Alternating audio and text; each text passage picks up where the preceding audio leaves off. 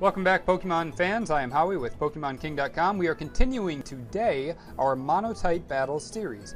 And today, as you can now see on our screen, we are doing a Monotype Ghost team today for your enjoyment. Now, Ghost is a difficult type to build a Monotype team because of the limited variety, and it really restricts kind of the secondary types that you can find among Ghost types. Is usually not great to offset their shortcomings. Ghost is weak 2 times to Dark and Ghost, so the good news is it's kind of restricted to those 2 types. And as I look at my opponent's team, he doesn't have any Ghost or Dark type Pokemon that can take advantage of those stab type attacks, so we should have a decent opportunity to pull out a win, hopefully. And what we're going to do is we're going to open with Frostlass, and then we're going to follow suit with the rest of the Pokemon. Frostlass is our lead. Suicide lead. It tries to set up as many spikes as possible, tries to keep Stealth Rock off the field, and other entry hazards for my opponents with Taunt, and then it tries to Destiny Bond someone at the very end to kind of limit what my opponent can do and kind of level the playing field as far as who's winning and losing the battle in terms of how many Pokemon are left. Drifblim is running the Citrus Berry, so hopefully at some point we'll get a chance to use that. The combination of Unburden and Citrus Berry is great because after you consume your item, your speed is boosted, and you can then outspeed things that otherwise you might not have had the opportunity to do. Also, we have a Choice Band Spiritomb, a Choice Scarf Chandelure, Golurk, Shedinja, and Frostlass again round out our team as we go into this battle. I will switch this display so you can see both the upper, just the upper screen in better detail. My opponent may lead with the Klefki, which is a decent lead for its ability to irritate you and set up entry hazards. And as you can see, I had guessed correctly, the Klefki does come out, Boss Key, nicknamed by my opponent. The Taunt seems to be inevitable, so there's no real point in me staying around here. I think it's a good chance to go into Shedinja, because if he sets up entry hazards, we're not going to be able to use Shedinja anyway in this battle, so we may as well bring him in now when he has an opportunity to do some work. My question to you, sir, is what are you weak to? Poison and Steel. Okay, so he didn't even go for an attacking move. He went for the Paralysis right away, which is fine. So we have the ability now. We can either go with the Will-O-Wisp to get a burn off, or we can go straight away for the Night Slash. Well, Night Slash we're not going to do because he resists. Does he resist Bug as well? Does. And also Ghost might be resisted too. So I still think bringing in Shedinja was a great choice, even though we can't do a lot to the Klefki. Because if you would have set up an entry hazard, Shedinja only has 1 hit point. And therefore, if Stealth Rocks or another entry hazard are up, he is then useless the rest of the battle because he can't switch in without getting taken out by the entry hazards. Does withdraw the Boss Key, so we are going to get a burn on something unless it's the Arcanine, which is a very possible switch in. It is not, though. It is the Archeops, so we know he's thinking Rock-type attack at this point. I do have the opportunity now to switch out of the Shedinja because the entry hazards, again, are not on the field, and I can go into something that can take a Rock-type attack well. In this situation, it looks like Golurk is our best choice to come in and take this attack. We will also then get an opportunity on the potential switch out to set up our Stealth Rocks, which, again, Stealth Rocks is just such an integral part of the metagame. It just helps so much because every Pokemon that come in will take some degree of damage, and some take a lot of damage. For example, his Arcanine, since he is weak to it being a fire type, he will take, I believe, 1/4 of his hit points just by switching in 1 time. So with all of that in mind, we have we have every reason in the world to set up these Stealth Rocks right now. As far as what he's going to go out into, your guess is really as good as mine. It could be the Garchomp, I suppose. Could be the Rotom Wash as well. Probably the Rotom Wash if I had a guess, because he can threaten with a Water type attack to do a considerable amount of damage. Does it go into Power Wash, and that to me indicates that it's a Rotom Wash, and it is in fact a Rotom Wash. The good news is Rotom Wash typically only packs its stab type attacks and no additional coverage, which, as you know, or may not know, means he cannot hurt our Spiritomb at all. So this seems like a good opportunity to go back out into Spiritomb to not take any damage from any of Power Wash's attacks. Spiritomb is a great Pokemon if you use the right way. You have to keep entry hazards off the field, and that is a big drawback to using him. But if your team is capable of keeping the entry hazards off of the field and limiting how many are there and controlling that, having that immunity to everything that is not super effective is so huge, because it basically means that most of the, well, many, maybe not most, but a lot of the Pokemon your opponent is going to have, they're not going to be affected very well at all. At this point, we do have good motivation. Just go for the Night Slash. Just going for the Night Slash because it's going to do good damage to whatever comes in. It is not Stab, I understand, but he has a lot of things that would resist the X-Scissor. The Night Slash will at least do neutral damage to the Archeops if it came back in, and also the Garchomp as well. So as expected, the Power Wash Rotom cannot do anything to me, so he has to switch out to Searfang, which is the Arcanine. And again, as I said earlier, that did a lot of damage to him. 1/4 of his hit points are gone now. And we remain fully paralyzed, which is a bit of a downer, and we do have to switch out because the Fire-type attack is obvious. But you can kind of see what this does. It makes predicting a lot easier. And since we know the Fire-type attack is coming, we can go directly out into Chandelure and threaten with really anything at that point if we get a Flash Fire boost. So again, we're going to withdraw the Shedinja, go into the Chandelure, which has Flash Fire, which makes him immune to Fire-type attacks. So if my opponent does want to go for a Fire-type attack, which he does not, he goes for the Wild Charge, so a good move by my opponent, so we don't get that boost like I thought we would. And that actually puts us up against the ropes a little bit. He shows the Life Orb damage. So we have options now. I think that the Shadow Ball can possibly take him out from this point with the Choice Scarf. We are timid.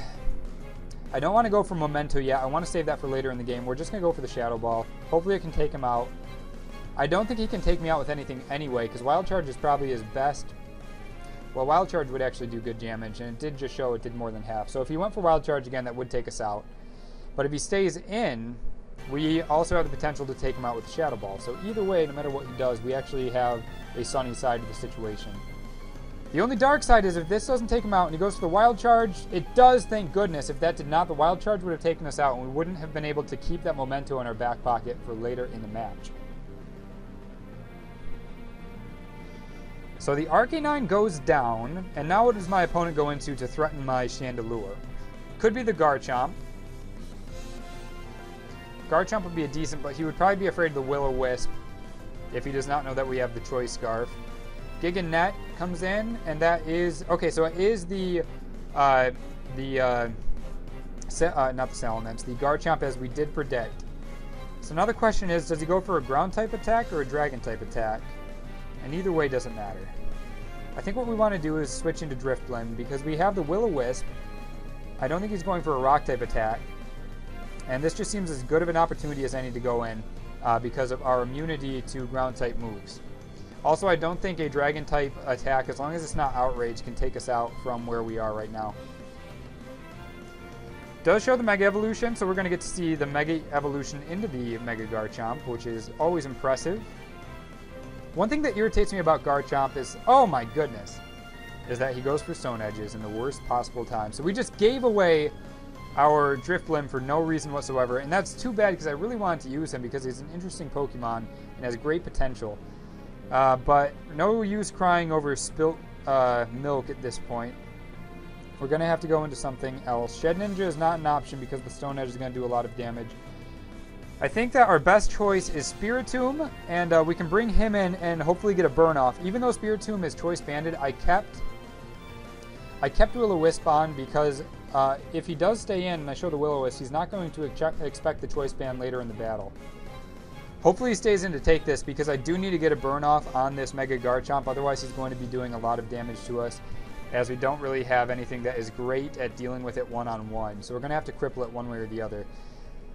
He does withdraw, so unfortunately we aren't going to get the burn off. We are going to get a burn onto something, though. It is going to be the Boss Key. The Boss Key, which is just begging for us to, by the way, switch back out into our Klefki. So the burn does go down. And that is actually going to be helpful because any damage that you can get off on a Klefki that's going to be taunting you and doing all sorts of fruity things is going to be helpful. So we're going to go back into Shedinja. Showed the Thunder Wave, nothing else, so I'm guessing he is going to have some sort of an entry hazard. Probably Stealth Rock, if not Spike. And he does put the spikes down because he wants me to no longer have the ability to use my Shedinja. And that is actually okay by me. What he does not realize is I do have Will-O-Wisp also. I have a lot of Will-O-Wisp. It's actually pretty repetitive on this team, but it's showing useful in this battle. I have Will-O-Wisp, so if he wants to go back into the Garchomp, he's going to switch directly into one of those Will-O-Wisps. And my Shedinja will have served its purpose. I also have no reason not to go for the Will-O-Wisp because the boss key, the Klefki, has no attack that can damage me, so he has to switch out or stay in and stack up entry hazards, which I don't think he is going to do. Even though at this point, honestly, if it were me, I probably would just stay in because honestly, I don't really... The Shedinja is not a threat at this point, so he could just very well stay in and go for setting up entry hazards. Luckily, my opponent and most other Pokemon players do not think the way that I do. And he is going to switch out, and hopefully the Garchomp is going to come back in. Terrible, the Archeops comes in, so it is not going to be, unfortunately, it is not going to be what we wanted to come out. However, we do see he is getting pretty low down there, and the Shadow Sneak does do decent damage, so we are going to go with that. The defenses on Archeops are very bad as well. We can't switch out at this point because anytime we switch back in later in the battle, we are just going to die as a result of those spikes. So the Defog comes through, so he gets rid of the Stealth Rocks. But that's actually a big mistake that my opponent made because he just removed all of the spikes from our side of the field. So he's going to have to come in and set those back up. Otherwise, I'm going to have an opportunity to keep my Shedinja alive for later in the battle. Because with those entry hazards gone, we can switch out and then switch back in once again because the spikes aren't going to be there to take us out. Repetitive maybe, but I just want you guys to understand why that was a big deal for my opponent. Now the Giganet comes back out, and that again is the Mega Garchomp.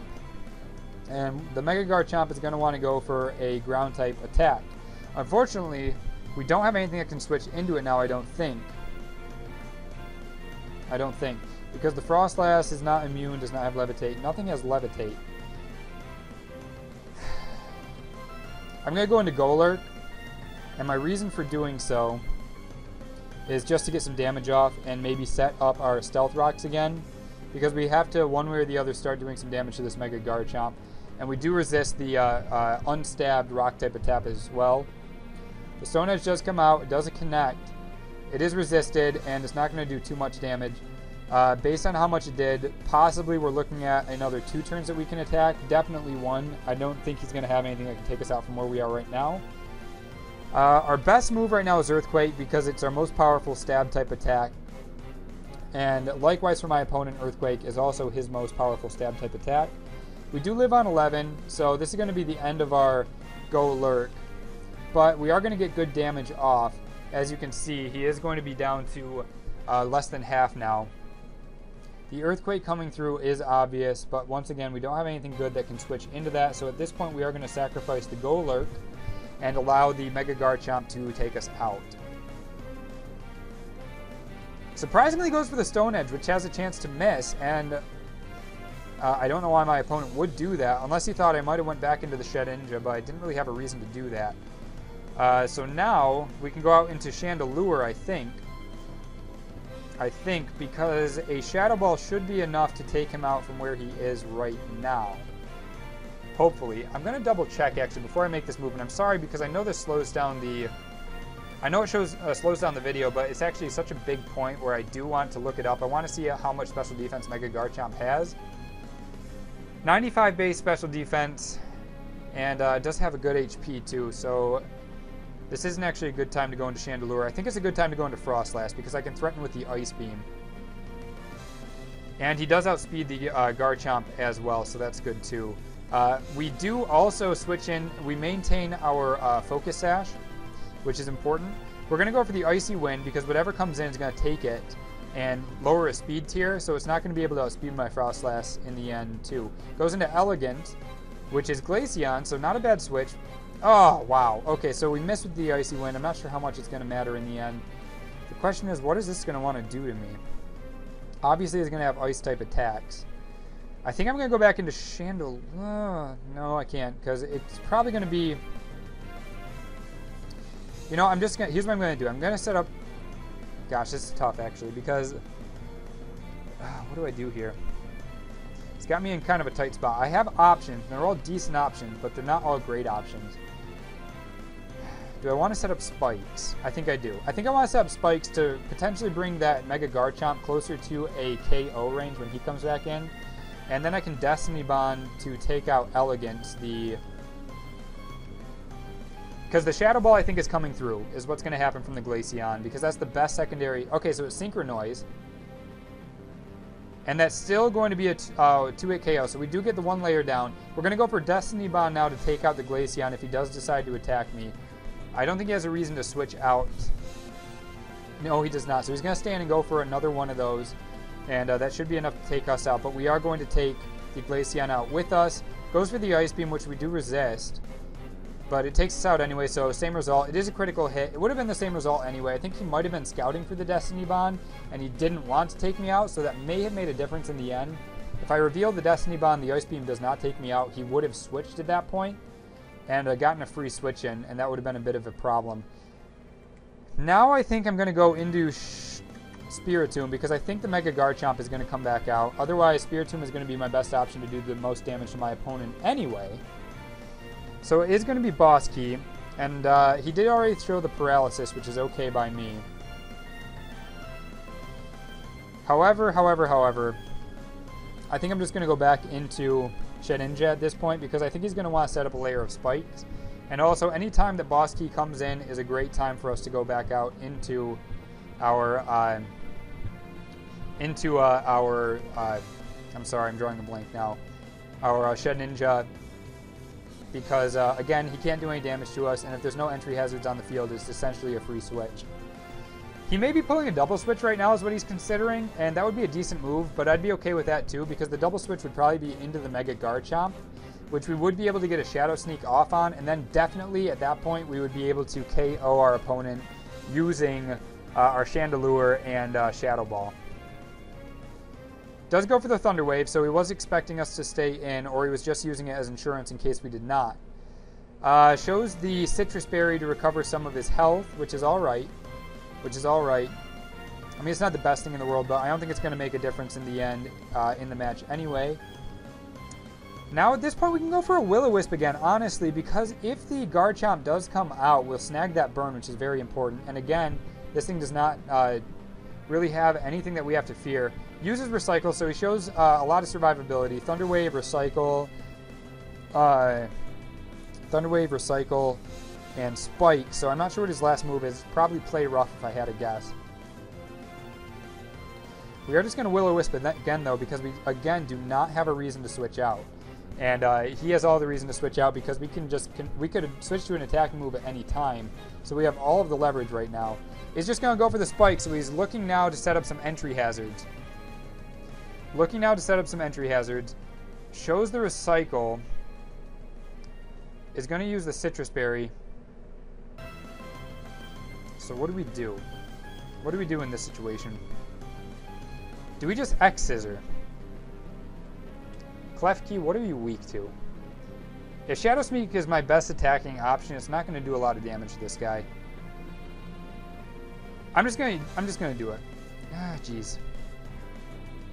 Yeah, I'm just going to do it because Sucker Punch is my best option anyway on my Spiritomb, and that's going to be priority, so we're not going to have to worry about speeding one way or the other. I'm just going to do a Shadow Sneak to test the water and see how much damage it does. He seems content just to set up spikes at this point anyway. So we're going to get the Shadow Sneak off. How much will it do? Okay, it does a decent amount, actually. It does a decent amount, and unless he uses Recycle at this point, we're going to be in good shape. We don't have motivation to switch out. We're going to stay in because we're going to at least have the opportunity to go for one Shadow Sneak on whatever comes in. So even though he's going to recover the Citrus Berry, we're doing more damage than he can recover, even with the Recycle. So we're just going to continue Shadow Sneaking until we can take this thing out.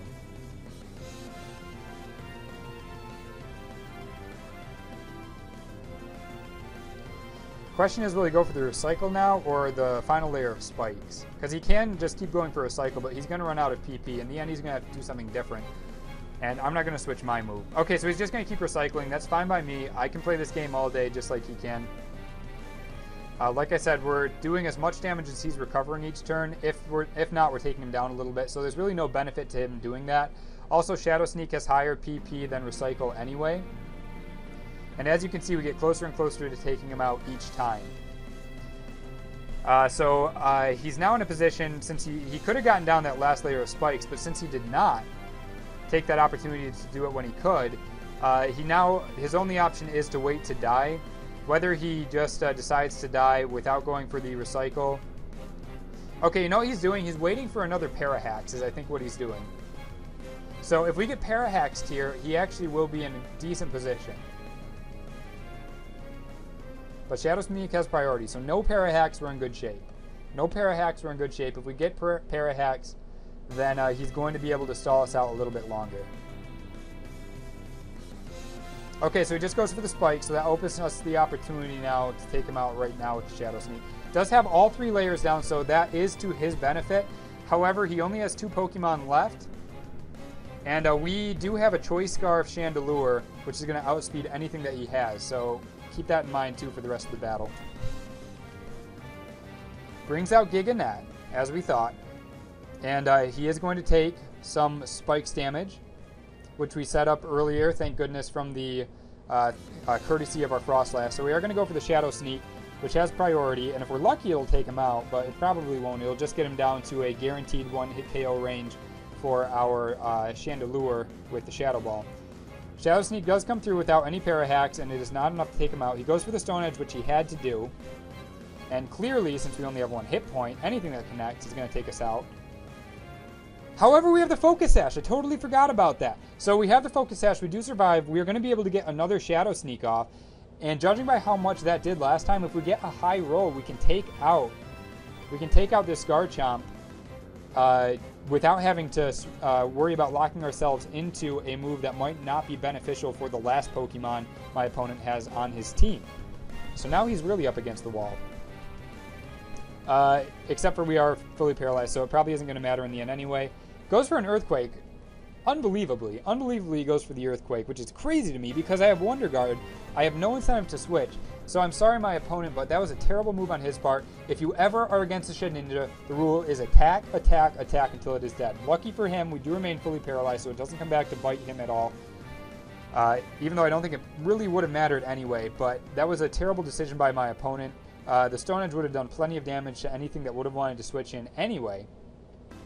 And now we have the ability to go into Chandelure and go ahead and go for a Shadow Ball and lock ourselves into that. As we can see, this is going to be it for Chandelure. It's going to be Shadow Balling until he is out of the match because we are locked in. Hopefully my opponent doesn't have... I forgot what my opponent's last Pokemon is. Hopefully it's not immune to Ghost. Since we haven't seen it yet, odds are it is weak to Ghost. Otherwise he would have used it earlier in the match. So I think we're clear to go for the Shadow Ball at this point. And Ari does not switch out, so he has nothing that is immune to it, and that will take out the Mega Garchomp. So now we get to see what my opponent's last Pokemon is. We have a Choice Scarfed, Shadow Ball, and we also have a Choice Banded. Okay, so we see it's the Rotom Wash, so this is good. Hopefully between a Shadow Ball and a Sucker Punch from the Spiritomb will be enough to take this thing out. Do see we have speed with the Shadow Ball, so that is very good. Goes for the Volt Switch, which to me indicates that he has to lock himself into that move, so he's probably Choice, which is good for us because it means he will not have access now. Okay, no, this is bad. Okay, he has access to the burn type, the burn move, the Will-O-Wisp. So we're gonna get burned here, I'm thinking, on our Spiritomb. So I think our best thing to do now, strangely, is to just go for the Will-O-Wisp ourselves. Power Lash goes for the Will-O-Wisp, of course. We're going to get a Will-O-Wisp down as well. So where does that leave us? It leaves us... Basically, can I do more damage with him on the Sucker Punch than he can do with the... with his special type attacks? The question is now, can we 2-hit KO, I think? Because I think we have enough hit points left to survive one special type attack if we're lucky. Or we can just get a crit. Oh! I made a horrible mistake. I forgot I was choice banded. Will it have mattered anyway? The Hydro Pump comes through. It might have mattered. I should have just went for the...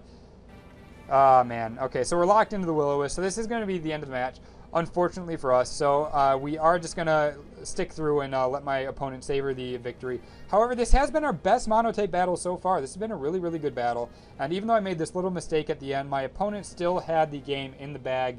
Anyway, there wasn't really anything I could do. My only attacking moves were Pursuit and Foul Play, and neither one of them would have done enough damage anyway. So this is going to be the end of the battle for us. I hope you enjoyed. I'll just do a wrap-up right now. If you enjoyed the video, please drop a like and subscribe. We give away stuff to our subscribers as much as possible. In that vein as well, please follow all forms of our social media. We try to give away as much stuff as possible to all of our followers on any of our social media. That includes Twitter, Facebook, YouTube, and also Twitch TV. So get yourself involved in the channel as much as possible. Get yourself a chance to win. Enjoy the battle videos and also learn as much as you can from these. Thank you so much, Taylor, for the battle. I really appreciated it. It was a great battle, and hopefully we'll do it again sometime. So until next time, take care and have a good day.